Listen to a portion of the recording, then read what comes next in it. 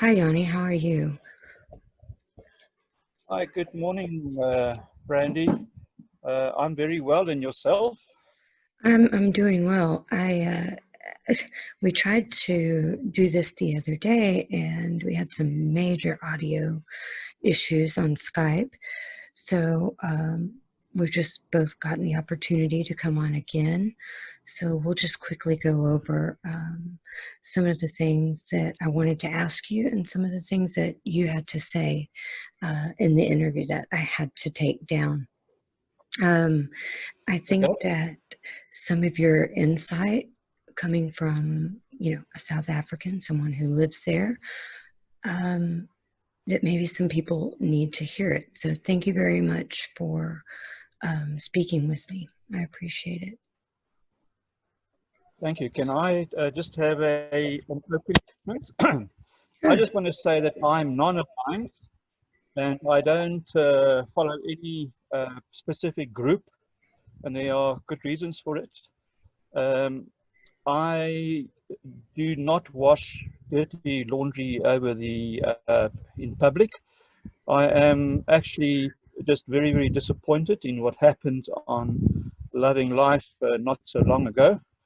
As I know um, Hiro very, very well, and I have been involved with him right from the start, and I would like to put the record straight.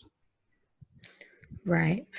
Um, and I thank you for that. I definitely uh, am not asking you to choose a side or be, anything like that. I just want you have some answers that you were there, and so people need to hear that. But I think that's a noble thing to do.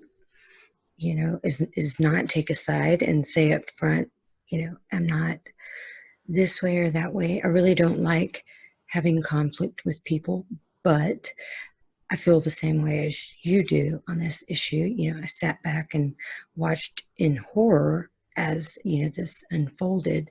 And finally, I said, enough is enough. And I have to speak out. So no good deed goes unpunished. We'll just leave it at that.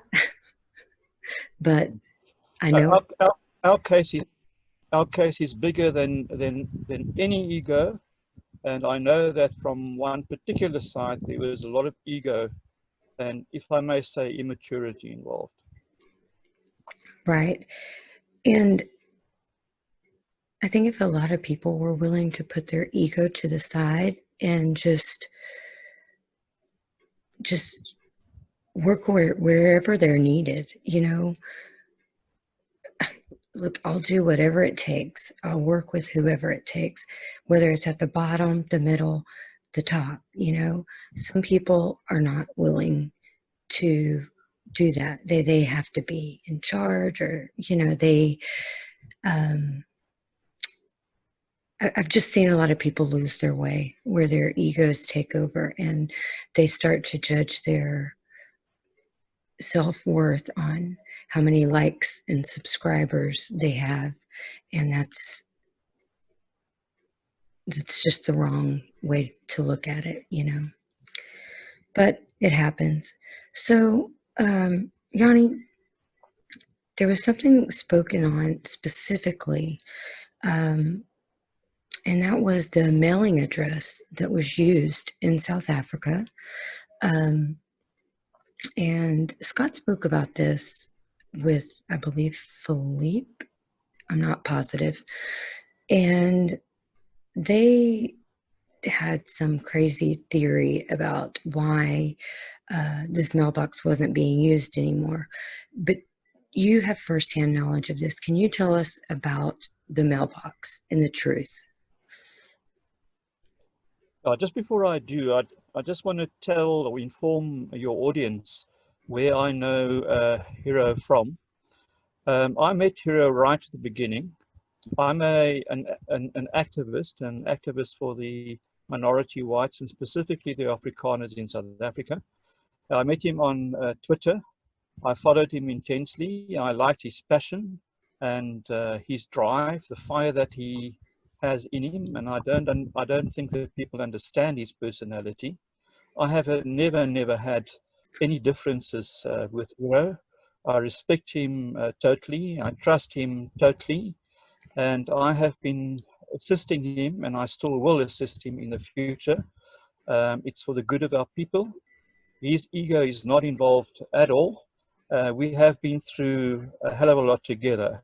I know that he's been under constant attack right from the start, and it is specifically a strange group. They are a far-right Afrikaner group with their own narratives. I won't go into that, but they seem to have been infiltrated by the national security, the police, cats, or whoever you want to call them, crimes against the state group. Very clever. I can remember a guy specifically called Jack Stash. He created havoc, and they involve far-right overseas individuals. I eventually got banned through this because I took a stance on it, and I created a blacklist, which I published on Twitter as well. So there are also individuals who had severe fallouts with Hiro, and one specific chap has got quite a large following, and he's an ex-South African who was some kind of a contractor, I believe, electrical contractor in Iraq.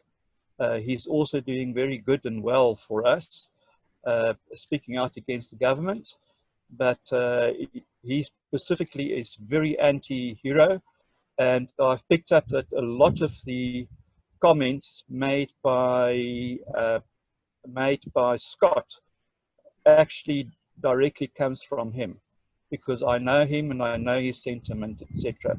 There were death threats against Hiro, specifically from this individual and others relating to him. So that's the background. As far as the emails are concerned and the postal address is concerned, there is quite a coincidence involved. The company that he referred to and used was Milan Lawrence in the Strand. Dankie Milan is the founding partner of Milan Lawrence, and I know him personally. He is my lawyer as well.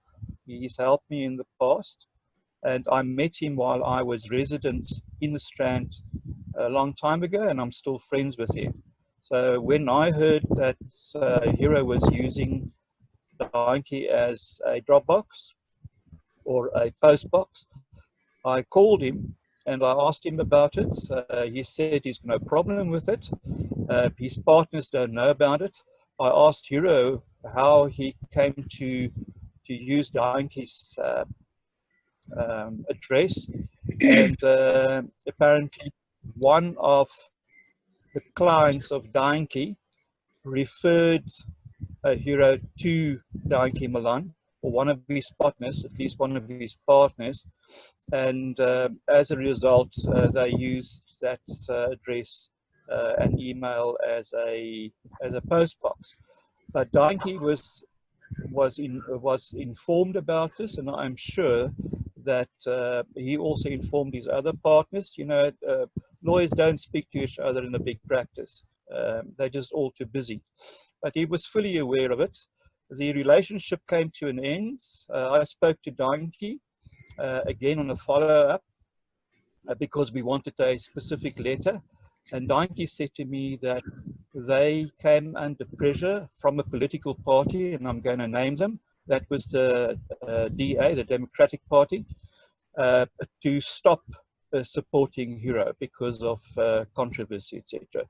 So, and I've got email comments, etc., that I can show you, and Dankie can be phoned, etc. So again, this rumor that nobody knew about Dankie comes specifically from this individual I referred you to. Right. I would just like to add something to that. You know, the situation with this individual that you speak of was all fine and good while he thought he had a place in participating in, these legal filings. If I'm not mistaken, there's a video of him actually dropping one off at the post office, shipping it out. I played a clip on my video last week of him speaking about the ICC filings, what he was going to speak about on video. So it's just everything, all of a sudden, now that you're not involved, it's horrible and fake and doesn't exist. But before, you were dropped, for reasons I won't mention, you were all in. So it just goes to show that it's not, I don't think this person doesn't even believe what they're saying, because they wanted so badly to be involved in all of this, because they knew the value of what was being done, and that it could change everything, or it could not, So anyway, it's just sad.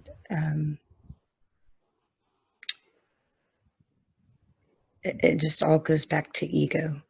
And if something is good and someone is trying to do good, even if you don't like them, you give credit where credit's due.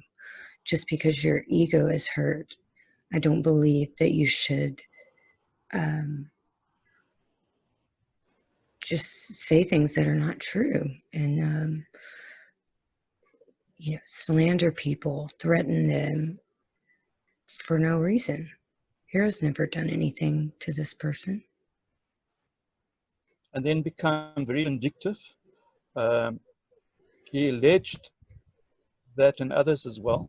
It's basically the same group. It's Jack Stash and Co. and some of the others who became I just angry call with him because vegan. well, I'm a vegan myself, but I'm a fiery vegan. No. I'm not really a vegan. Jack Stash. I just call him Vegan.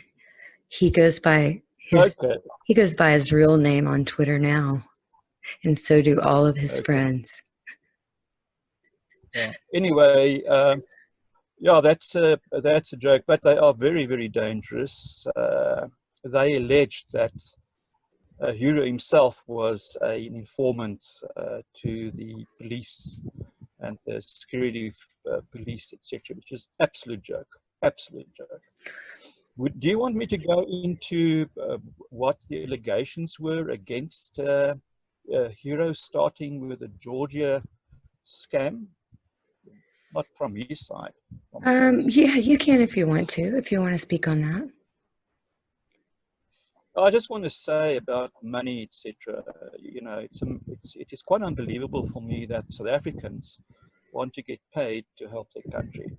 Can you believe it? I can't believe it. And a few of us saw an opportunity to try and get money from this international organization. Absolutely laughable. But it started, the first incident that I know of was an informant that Hiro had here in South Africa, a very reliable guy who wanted to be paid off. I remember him. And Hiro refused. And immediately the slander and the allegations started and leaked, etc., etc., etc. Hiro later on discovered, I think, that he cannot trust any Afrikaner. We've got a funny thing in our genes. I'm not sure what it is, but maybe it's just ego, pride, etc. But so slander and allegations started. And when these allegations, this fraud allegations against him and others, Brandy, started, it was all familiar to me, and I could understand, even though I didn't understand and don't know the details of it.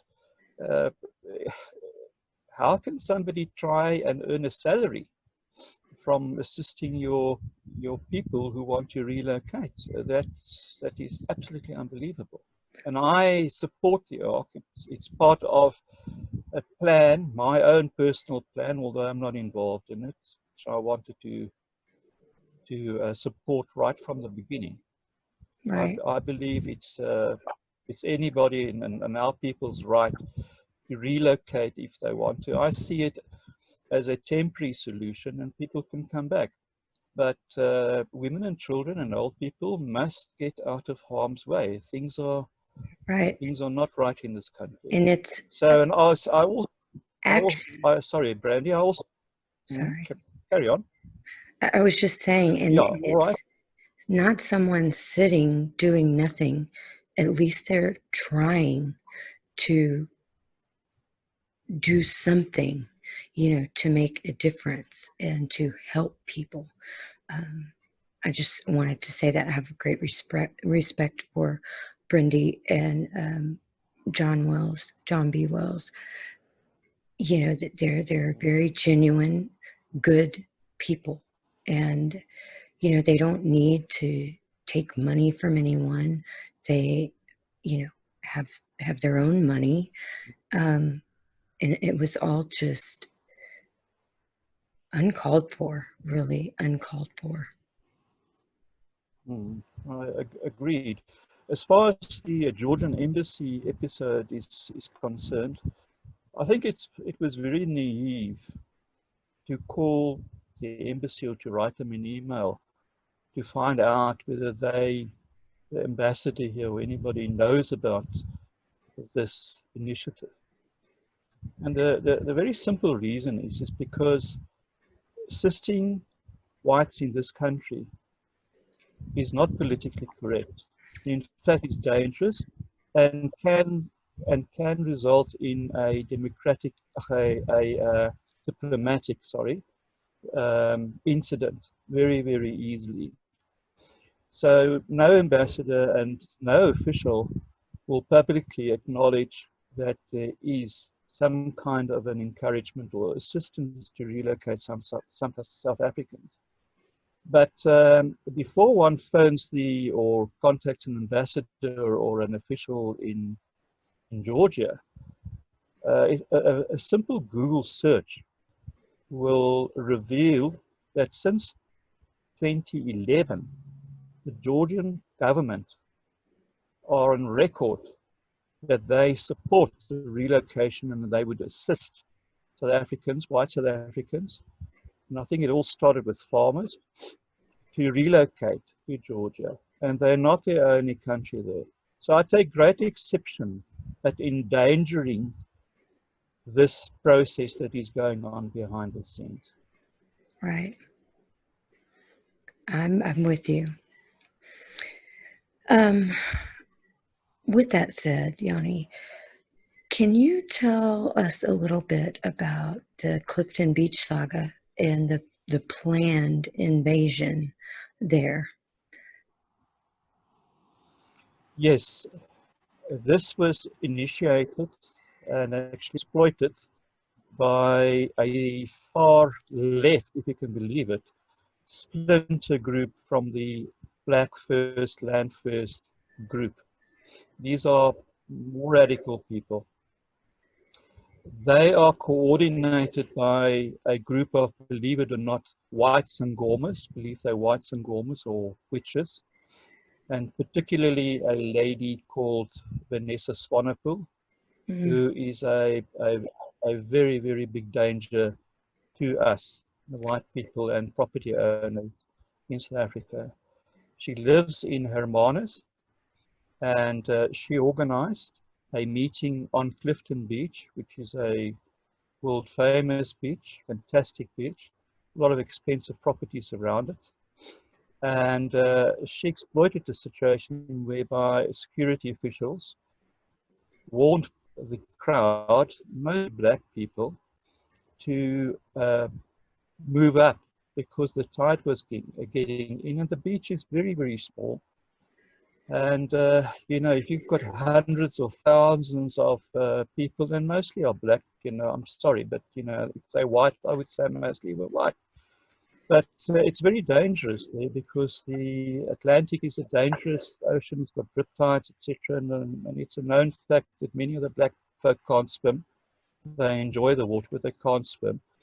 So as the security guards became fairly, not aggressive, but assertive to get people out of danger and so on. One of the black guys, I think he was a member of the Western Cape opposition party, ANC.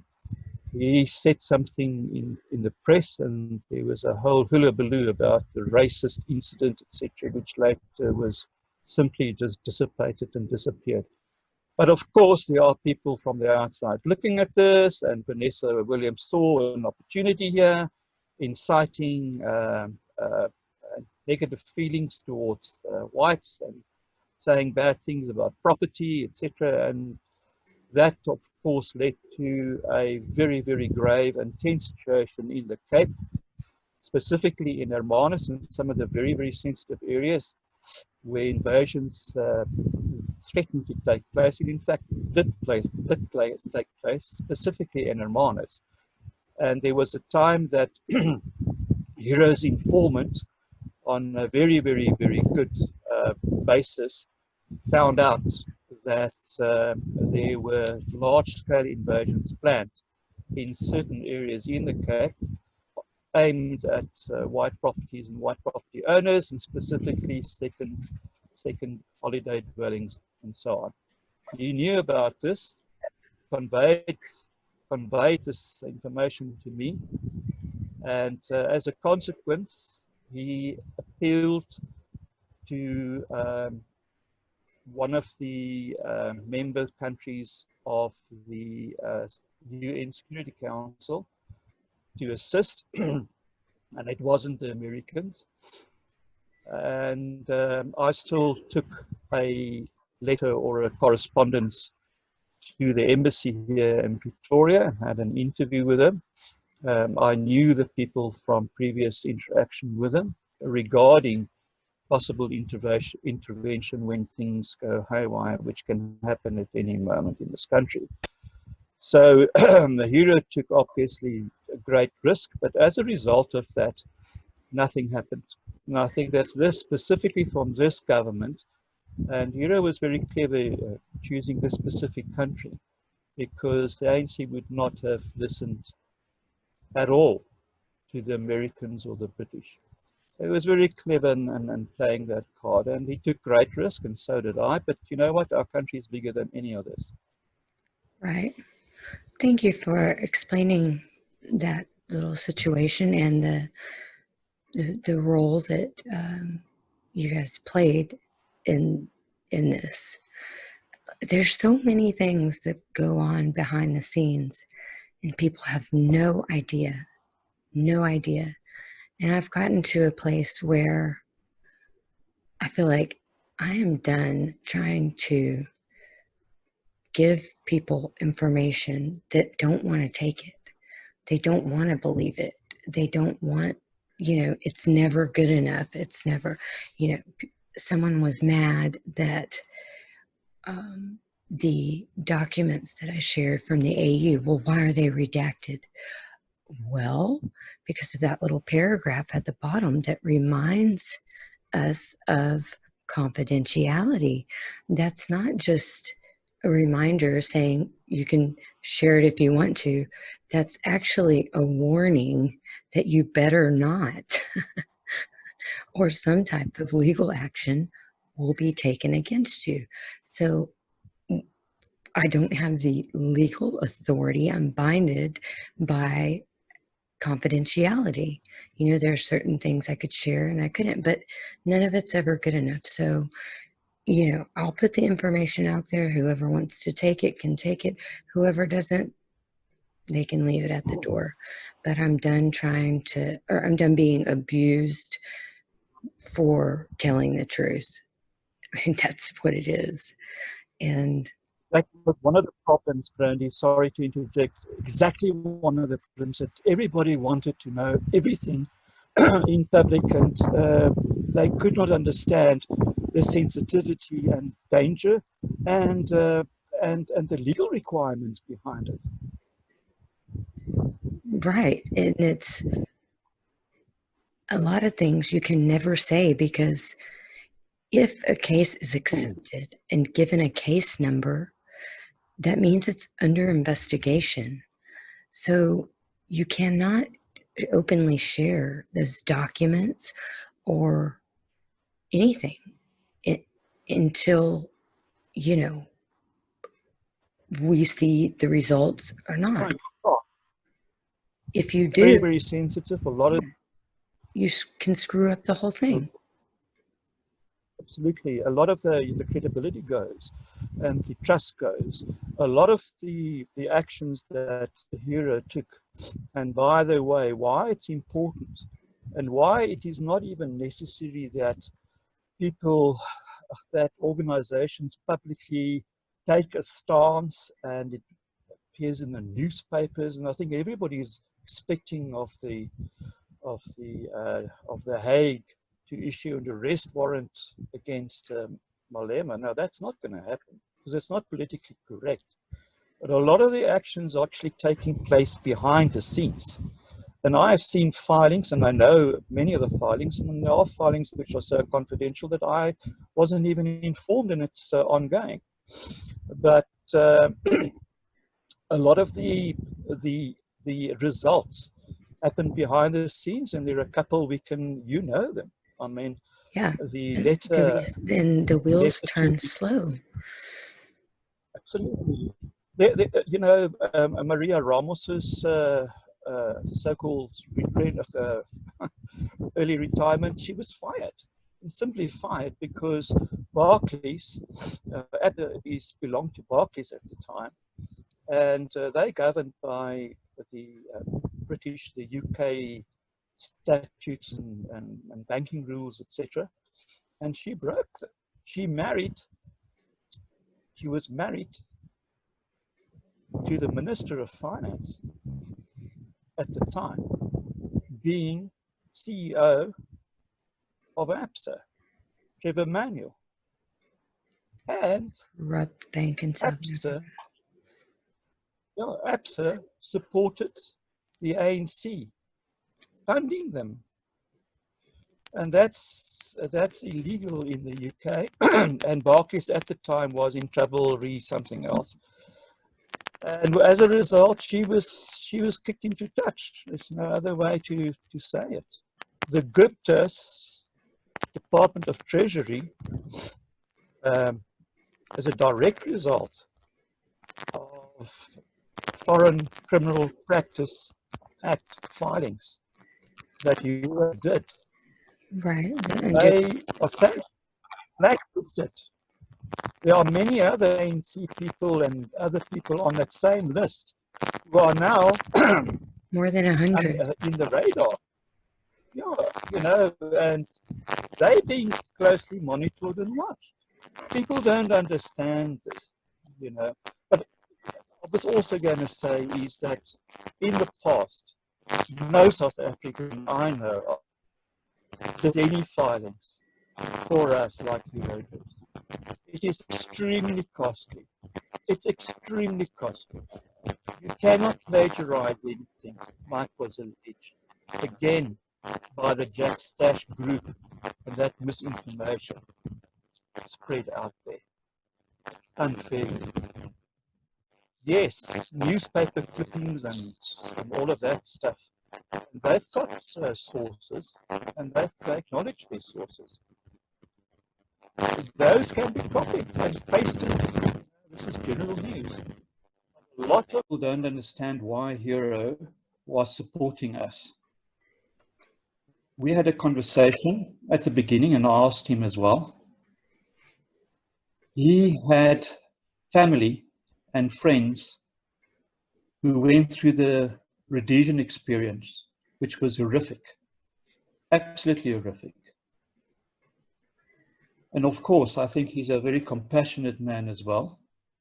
And as a result, for a year or two before he became involved, he did extensive research into the situation. He started learning the names, the political figures, etc., etc. Nobody can, at such short notice, since joining Twitter, know and be informed about what is happening in this country and who the main players are in this country. Right. I must say that you also had no legal assistance from any advocate or senior lawyers in this country. All talk a lot, but do nothing. Right. These filings and the work that was done cost a lot of money.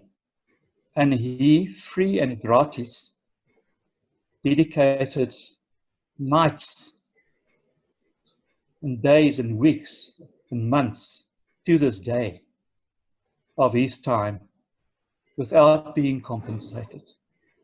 He never asked me for any money at all. Any money at all. Right.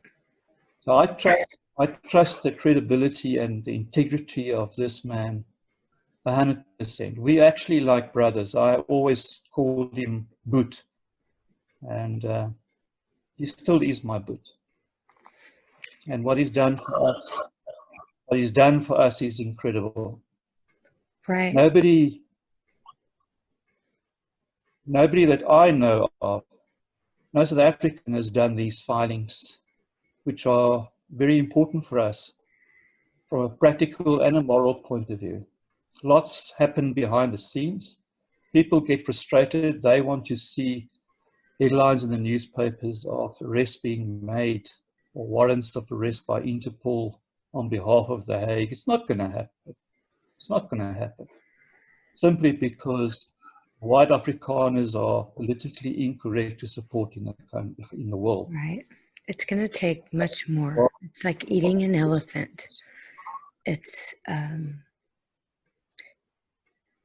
not going to happen like that. Like they want it to happen. It doesn't work like that. Unless you're Saddam Hussein. Sorry, not a good joke, but people just don't understand, or they don't want to. And I'm just really done trying to. I'm done. I know what's been done.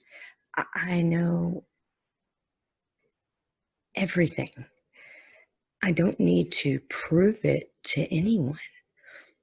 I know there is a record for all time in almost every high court in the world.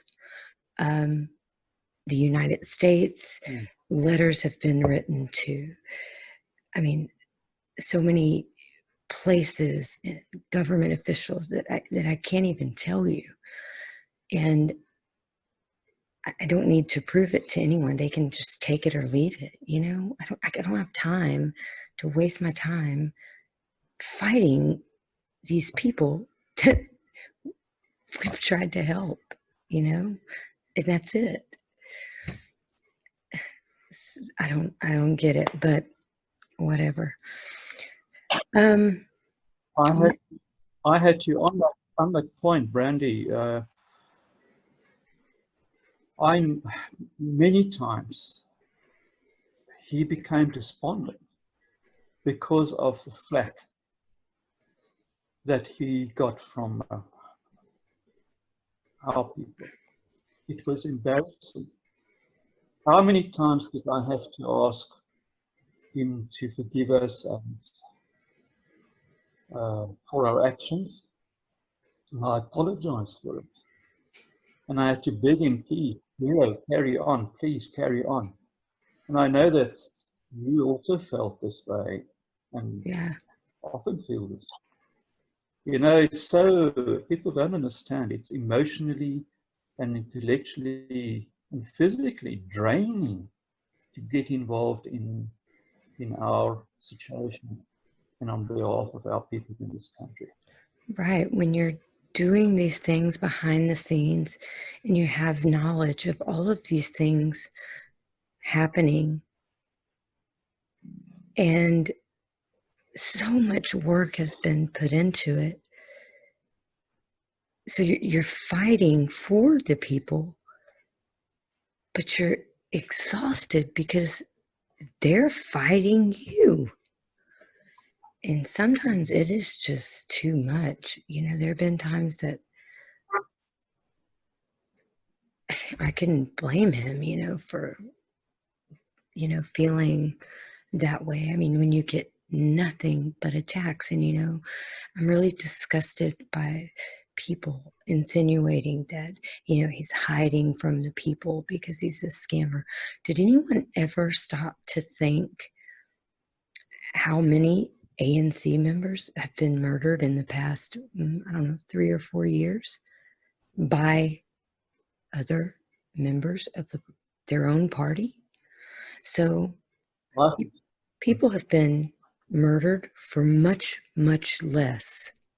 Much less. Cell phones. Right. And yeah, it's sorry, Brandy, it's extremely dangerous what he's doing. And I maintain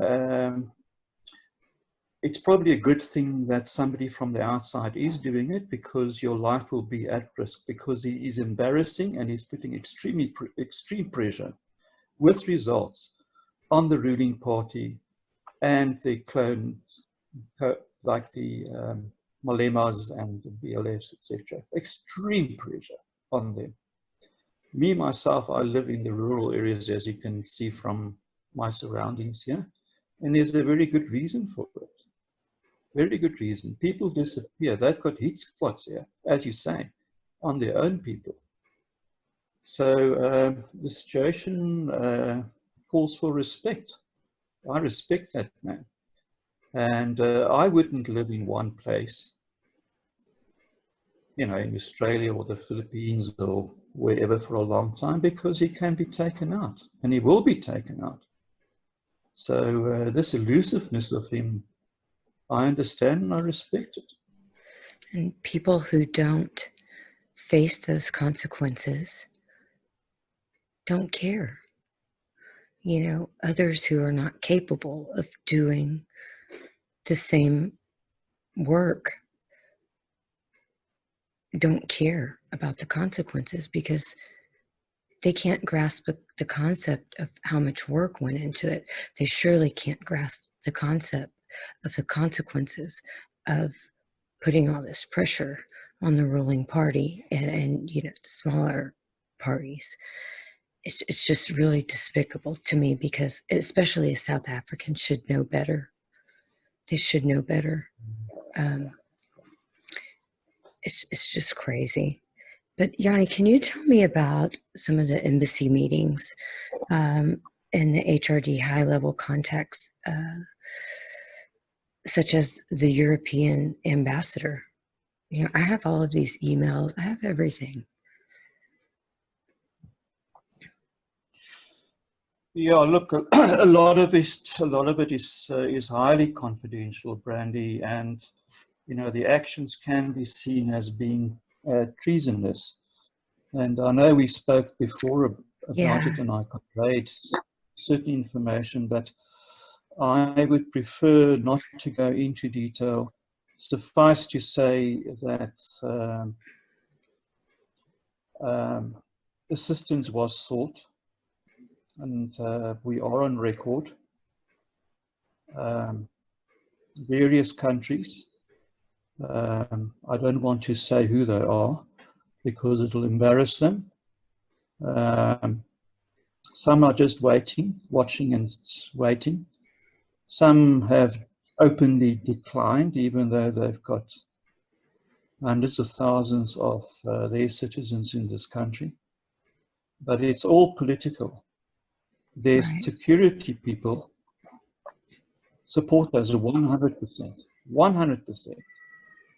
But it's the politicians behind the scene who cannot openly be seen to support us. Right. But certainly the security people, and I'm not talking America here. And the reason why is because we are being watched, and America is being watched very, very carefully. And I respect Trump, but he's trying to survive himself in America at the moment. So help was sought from other countries, and they are watching and they're waiting. And we'll leave it at that. I mean, and you've been targeted before, at your own home. Am I correct? Yes, that is quite correct. I'm not sure whether your audience knows. I believe that one of the reasons where there is total lawlessness in this country is to allow the criminals to act as proxies, a proxy army for the ANC, specifically against white people in this country. And that's why they don't intervene. That's why they get very lenient prison sentences. There's absolutely no political will to act against them. In fact, they're criminals themselves, as you know. So, having said that, they use criminals to take you out. They pay them, they drop them off. If you say something wrong, and it's happened before, you get hijacked, you get murdered if you're opposing them in some other way. Right. I've had on my small holding here, I have had signs of break-ins and being targeted, etc. Not once, not twice, many, many times. And these were warnings, absolute warnings. I mean, what they do is they put a red marker outside your property, and then they lead them to a window red, and usually it is done in a way that you will not see it. But in my case, they've openly done it, and we know these things. And you also get followed. Car follows you, and you get scared. You know, you get threatened. Yeah. So yes. So the last thing I want to ask you, Yani, is your thoughts on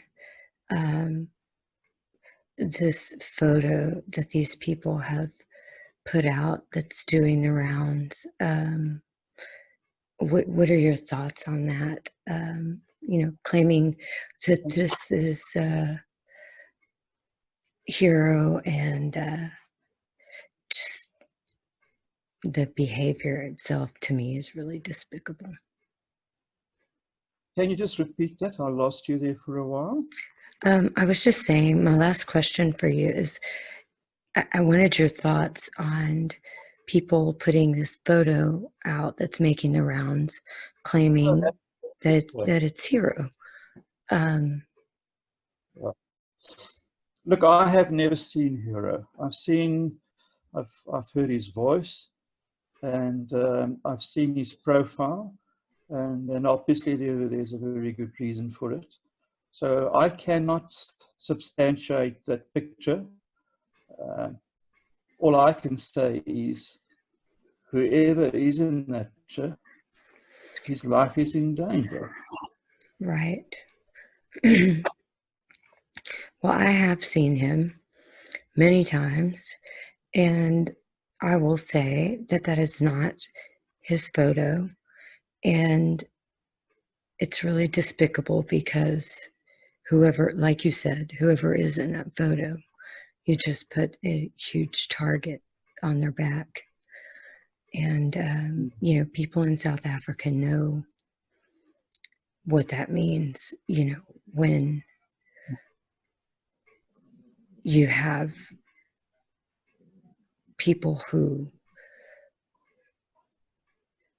will sooner murder each other over positions of power and money than anything. I mean, anything that gets in their way, they will remove it by whatever means necessary. And as I said, a South African should know better than to do that to another person, period.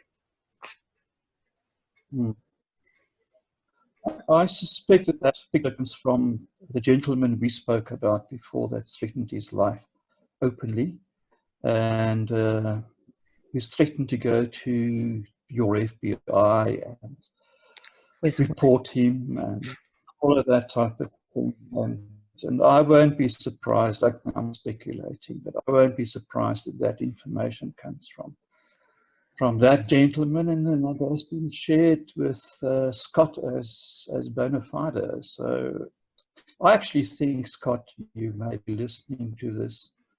I've got nothing against you. I respect you. You've done a lot for us, but I think you should do more research before you go public and slander somebody who means a lot to us. It's unacceptable, Scott. It's immature behavior. Sorry. And the saddest part about all of this is Scott is just being used and led by the nose, and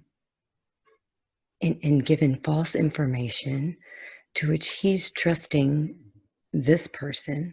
He's putting the information out, and it's a personal vendetta. It's not even, there's nothing true about it. And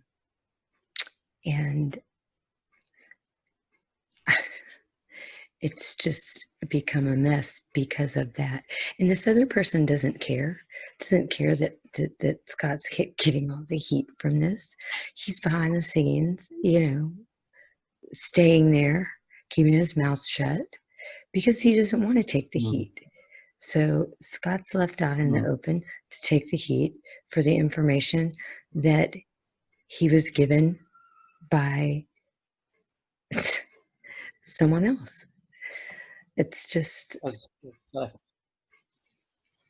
just want to say another thing, and it's not a criticism on anyone specific, but our adversaries, specifically those out there, the forces against us do psychological profiling on us all, and in fact determine what our weaknesses are.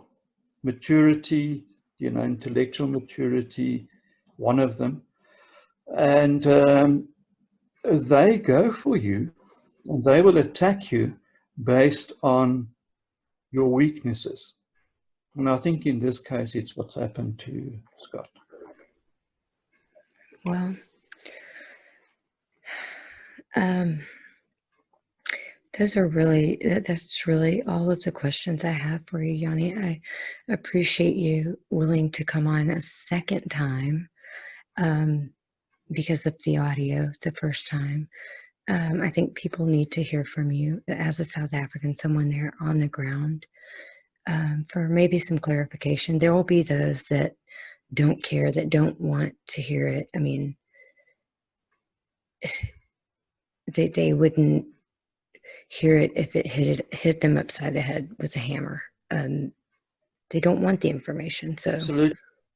I'm done trying to reach those people. Our cause is greater than anybody, any individual. And that is what people should realize. Right. And that's true.